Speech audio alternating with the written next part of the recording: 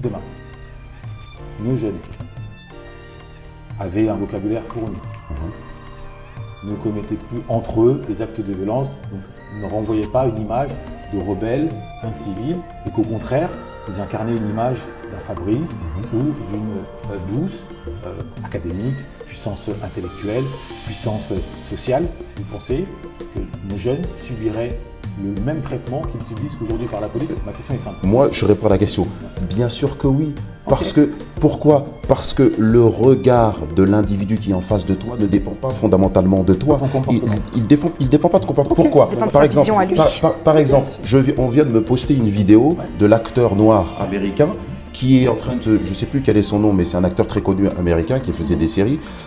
Il se prend en photo devant l'Arc de Triomphe. Tu as un policier qui vient, qui le tutoie, tu éteins ton téléphone, tu me donnes tes papiers.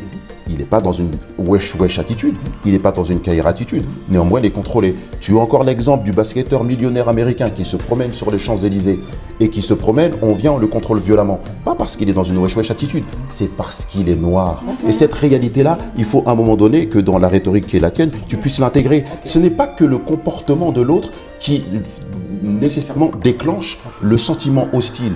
C'est qu'il y a des individus et ils ont le droit, de toute façon, ils ont le droit de détester ce que le noir représente, qu'il soit dans le wesh ou par exemple moi, dès que je vais commencer à parler, on va dire, on tombe sur un négro intelligent.